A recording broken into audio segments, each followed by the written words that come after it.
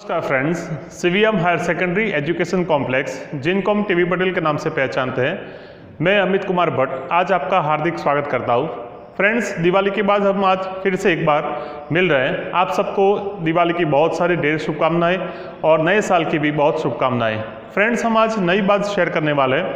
Friends, हमने first term के अंदर पार्ट 1 के जो लेसन्स थे उसके बारे में जितना भी टाइम मिला है उसके अंदर हमने डिस्कशन किया था और साथ साथ में पीडीएफ मटेरियल भी आपको साथ साथ में सेंड किया था। आज हम नए टॉपिक के साथ, नए पार्ट के साथ हम सीखने वाले हैं। आज की जो बात है हमारे पार्ट 2 हम स्टार्ट कर रहे हैं। पार्ट 2 के अंदर जो फर्स्ट लेसन है हमारा वो जिसका नाम है रेक्टिफिकेशन ऑफ एरर्स, ऐसे हमारा एक लेसन है, उसके बारे में हम बात करने वाले हैं। फ्रेंड्स, अब जो हमने सीखा था वो एक बार रिवाइंड कर लेते हैं कि फ्रेंड्स हमारी बात जो स्टार्ट हुई थी वो वाउचर से स्टार्ट हुई थी कि हमारे जो ट्रांजेक्शन्स होते हैं जो डीएल इफेक्ट्स के अंदर वाउचर को हमने सीखा था।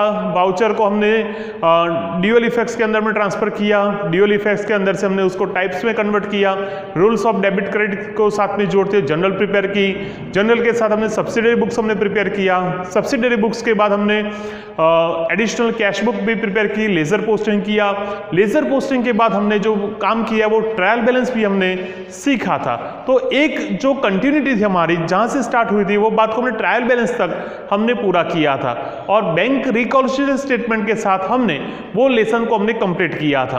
अब नए नए टॉपिक के साथ जो जो चेंजेस आने वाले हैं या एडिशनल बातें हम जो अकाउंट के साथ हम साथ में जोड़ने वाले हैं, ऐसे एक एक टॉपिक हमें पार्ट 2 के अंदर सीखने वाले हैं।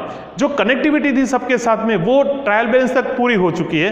अब जो सीखने वाले हैं वो बात हमारी नए नए टॉपिक को जोड़ते हुए हमारे अकाउंट के नॉलेज को हमें डीप अच्छी तरह से उसको सीखना है और अच्छा नॉलेज हमें गेन करना है। वो बात हम ध्यान में रखते हुए आज नए टॉपिक के साथ हम बात करने वाले हैं जिसका नाम है रेक्टिफिकेशन ऑफ एरर्स, ऐसा नाम है।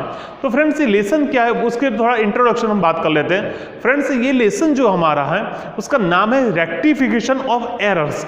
एरर्स मीन्स हमने कोई गलती कर रखी है, उसको हमें रेक्टिफाई करना है, हमें उसको करेक्ट करना है। फ्रेंड्स, हम कई बार जब एग्जाम्पल सॉल्व करते हैं तब हमें पता होगा या आपने महसूस भी किया होगा कि कई बार हमें 1000 रुपीज लिखने होते हैं तो गलती से हमने 10,000 कर दिए। हमने 10,000 लिखते थे तो गलती पर हमने 100 रुपीज लिख दिए। तो ऐसी कई बार अमाउंट लिखने में परेशानी होती है। कई बार हमें एक्चुअली किसी अकाउंट में हमें डेबिट करना था तो हमने गलती से दूसरे अकाउंट में डेबिट कर दिया। तो ऐसी बहुत सारी गलतियां होती है। तो गलती तो हो चुकी है तो हम क्या करें? तो हमारे दिमाग में ये प्रश्न आता है कि भाई हमारे पास इरेजर है तो इरेजर से उसको निकाल दें, 10,000 को एक जीरो निकाल देते हैं तो हमारी गलती सही हो जाएगी। तो फ्रेंड्स, ये हमारी बात जो थी वो गलत हो चुकी है। हमारे पास एक्चुअली गलती की है तो उस गलती को हम किस प्रकार से उसको सुधारें, तो उसको सुधारने का काम है उसको अपोजिट एंट्री देकर हमें उसको रेक्टिफाई करना था। फ्रेंड्स, हमने जब भी जनरल प्रॉपर सिखाया था तब हमने उस टाइम कहा था कि रेक्टिफिकेशन की जो एंट्री होगी हमें उसके बारे में डीप में आने वाले दिनों में सीखने वाले हैं। तो वो दिन अब आ चुका है जो उसके बारे में डीप में सीखना है। तो किस प्रकार की एंट्री हो सकती है हमारे पास? तो हमारे पास जो एरर्स है तो एरर्स के 2 टाइप्स हमें दिए गए। Number 1 is do not affect the trial balance. ऐसी गलतियां हैं जिसको ट्रायल बैलेंस को इफेक्ट करती नहीं है। तो वो कौन कौन सी गलतियां हैं उसका हमें लिस्ट दिया गया है, उसके बारे में सीखने वाले। और सेकंड जो मेन एरर है हमारी वो है errors which affect the trial balance. ऐसी गलतियां जो है वो ट्रायल बैलेंस को इफेक्ट करती है। फ्रेंड्स, हमने सीखा था, ये आपको याद है कि ट्रायल बैलेंस एक हमारा एक मीडिएटर है जो इसको ट्रायल बैलेंस को साथ में जोड़ते हुए हम ईयर के एंडिंग में हम फाइनल स्टेटमेंट प्रिपेयर करने वाले हैं। जो फाइनेंशियल स्टेटमेंट प्रिपेयर करने वाले के लिए जो बेस है वो हमारा ट्रायल बैलेंस है। तो ऐसी इफेक्ट जो होती है जो do not affect, trial balance को अफेक्ट करती नहीं है, गलती की है लेकिन ट्रायल बैलेंस को इफेक्ट नहीं करती है। तो ऐसी कौन कौन सी गलतियां की है जिसको हमें सीखना है, उसको सुधारनी है। और ऐसी गलती की हमने जो की है चाहे उसको ट्रायल बैलेंस को कोई इफेक्ट होती नहीं है, वो हमें इस लेसन के अंदर सीखना है। तो आज हम 2 गलतियां सीखने वाले हैं, तो उसको किस प्रकार से सुधारने वाले हैं वो आज हम सीखेंगे।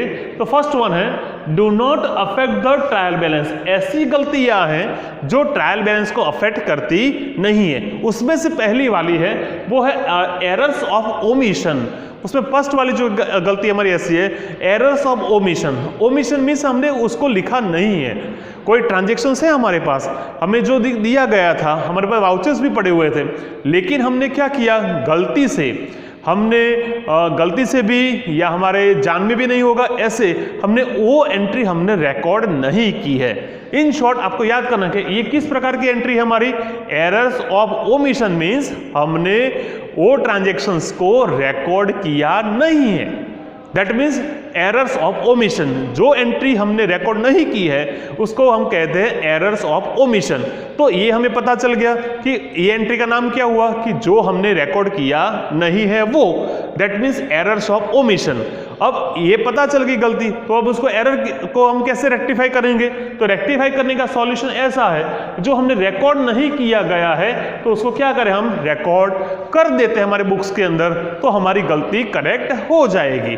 उसका सॉल्यूशन इस प्रकार के, गलती पता चल गई तो उस गलती को सुधारना कैसे है, तो उस गलती को सुधारने के लिए हमें सिर्फ वो एंट्री जो होती है एक्चुअली उसको अपनी बुक्स के अंदर रिकॉर्ड कर देते हैं, तो हमारी एरर्स क्या हो जाएगी, निकल जाएगी। दैट मीन्स ये एरर को हमें करेक्ट करना है तो क्या करना है, तो हमें सिंपल सी बात हुई, हमें उस बुक्स, हमारी जो बुक्स है उस बुक्स के अंदर इस गलती को सिर्फ रिकॉर्ड करना है तो हमारी एरर्स निकल जाएगी। इसका एक एग्जांपल लेते हैं। तो फर्स्ट वन ये रहा हमारा एरर्स ऑफ ओमिशन का एग्जांपल इस प्रकार से, cash sales of rupees 2000 is left unrecorded, ऐसा भी हो सकता है is not recorded in the books, है ना। ये हमारी इस प्रकार की गलती हो सकती है, और आपको भी एग्जाम्पल जब सॉल्व करना है एग्जाम के अंदर तो भी इस प्रकार की बातें आपके पास आएगी। आपको 7 या 8 प्रकार के ट्रांजैक्शन दिए गए होंगे, उसमें से आपको देखना है कि ये किस प्रकार की गलती है और उसको हमें किस प्रकार से उसको करेक्ट करना है, राइट। फिर से cash sales of rupees 2000 is left unrecorded, is not recorded in the books। तो आपको पता चल गई ये गलती कौन सी है, एरर्स ऑफ ओमिशन। क्या करेंगे, इसको रिकॉर्ड कर देंगे, नहीं किया है तो उसको रिकॉर्ड करो, तो इसकी एंट्री करो कैश सेल्स, दैट मीन्स हमने कैश से सेल्स किया, cash comes in and goods goes out. तो हमें एक सिंपल सी एंट्री कर देनी है हमारे पास, cash comes in, cash account debit to sales account credit, entry की अमाउंट होगी हमारी 2000। बस इतनी एंट्री करके हमें हमारी जो एरर थी वो एरर को करेक्ट करना था।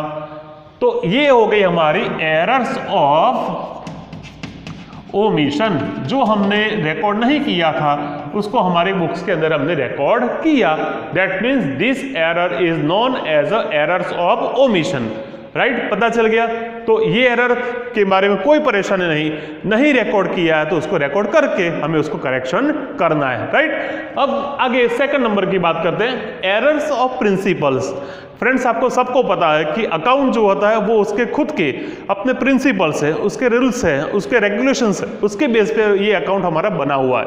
किसी भी अकाउंट को किसी तरह डेबिट भी नहीं कर सकते, किसी अकाउंट को किसी तरह क्रेडिट भी नहीं कर सकते, उसके खुद के प्रिंसिपल्स बने हुए हैं। तो हमें किस प्रकार से उसकी करेक्शन करना था, तो एग्जाम्पल को लेते हुए उसको हम सॉल्यूशन करते हैं। मैंने यहाँ पर एक ट्रांजेक्शन लिखा है, उसको देखो, उसको अच्छी तरह से पहचानो और उसको किस प्रकार से रेक्टिफाई करना है वो सीखना है हमें। Rupees 20,000 worth machinery purchase is debited to purchase account, ये हमारी एंट्री है। फिर से रुपीज 20,000 मशीनरी परचेज, यहां तक आपको याद करना है, रुपीज 20,000 मशीनरी परचेज। क्या परचेज किया हमने, मशीनरी परचेज की। Machinery is equal to assets, machinery purchase की है हमने। तो मशीनरी हमें परचेज की हुई तो हमें इस प्रकार की एंट्री हो सकती है हमारी, machinery comes in, machinery account debit to cash account credit, ये हमारी राइट एंट्री इस प्रकार से हो सकती है। फ्रेंड्स आप देखना इसको, एक्चुअली क्या हो सकता है, हमें इस तरह से देखना था, 20,000 मशीनरी परचेज है ना, तो machinery comes in and cash goes out, machinery account to cash account credit, इस प्रकार से एंट्री हो सकती है। बट व्हाट वी डू, हमने क्या किया, देखो हमने क्या किया, 20,000 machinery purchase is debited to purchase account, हमने परचेज अकाउंट को डेबिट किया। फ्रेंड्स प्रिंसिपल आपको याद होना चाहिए, सिद्धांत उसकी पता होना चाहिए। मशीनरी या एसेट्स परचेज करते हैं तो assets account always debited, right, और हमने गुड्स परचेज करते हैं तो हमें गुड्स अकाउंट को हमें डेबिट करना था, दैट मींस परचेज अकाउंट को हमें डेबिट करना है। But in this transaction we have purchase only assets, so we can not debited purchase account, right. हम कभी भी उसको परचेज अकाउंट में लिखते नहीं है, लेकिन अकाउंटेंट ने क्या किया, यहाँ पर मशीनरी परचेज की है लेकिन उसके गुड्स परचेज किया, इस प्रकार से एंट्री की है। तो उससे गलती क्या की पता है, उसने ऐसा लिखा है purchase account debit to cash account credit, उसने इस प्रकार से एंट्री की है, चूंकि वो एंट्री गलत है। अब देख सकते हो एक्चुअली एंट्री राइट इस प्रकार से होना चाहिए, लेकिन इसने लिखा इस प्रकार से लिखा है। तो अब आपका इसके भी मार्क्स नहीं मिलेंगे, आपको इसके भी मार्क्स नहीं मिलेंगे। अब आपका यहाँ पर जो लिखेंगे उसके आपको मार्क्स मिलने वाले हैं, जिसको हम कहेंगे रेक्टिफाई कहेंगे।